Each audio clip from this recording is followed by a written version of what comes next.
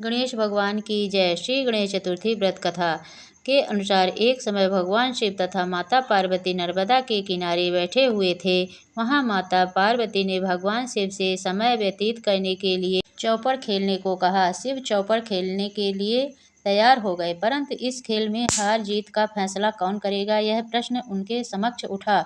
तो भगवान शिव ने कुछ तिनके एकत्रित कर उसका एक पुतला बनाकर उसकी प्राण प्रतिष्ठा कर दी और पुतले से कहा, बेटा, हम चौपड़ खेलना चाहते हैं, परंतु हमारा हार जीत का फैसला करने वाला कोई नहीं है, इसीलिए तुम बताना कि हम दोनों में से कौन हारा और कौन जीता। उसके बाद भगवान शिव और माता पार्वती का चौपड़ खेलना शुरू हो गया। यह खेल 3 बार खेला गया और संयोग से तीनों बार माता पार्वती ही जीत गईं।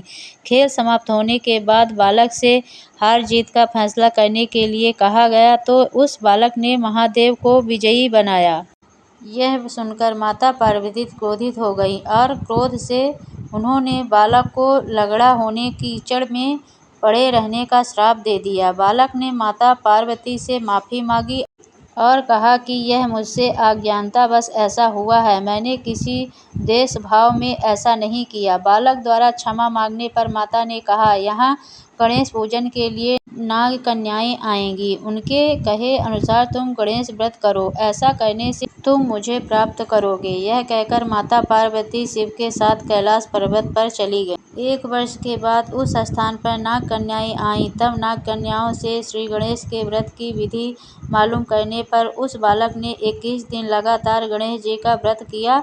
उसकी श्रद्धा से गणेश जी प्रसन्न हुए। उन्होंने बालक को मनोवांछित फल मांगने के लिए कहा। उस पर बालक ने कहा, हे विनायक, मुझमें इतनी शक्ति दीजिए कि मैं अपने पैरों से चलकर अपने माता पिता के साथ कैलाश पर्वत पर पहुंच सकूं और वे यह देख प्रसन्न हों।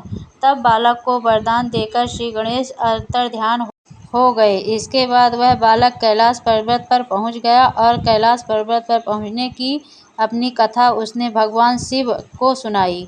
चौपड़ वाले दिन से माता पार्वती शिवजी से विमुख हो गई थी, अतः देवी के रुष्ट होने पर भगवान शिव ने भी बालक के बताए अनुसार 21 दिन तक श्री गणेश का व्रत किया। इस व्रत के प्रभाव से माता पार्वती के मन में भगवान शिव के लिए जो नाराजगी थी वह समाप्त हो गई। तब यह व्रत विधि भगवान शंकर ने माता पार्वती को बताई। यह सुनकर माता पार्वती के मन में भी अपने पुत्र कार्तिकेय के से मिलने की इच्छा जागृत हुई। तब माता पार्वती ने भी 21 दिन तक श्री गणेश का व्रत किया तथा दूर्वा, फूल और लड्डुओं से गणेश जी का पूजन अर्चना किया।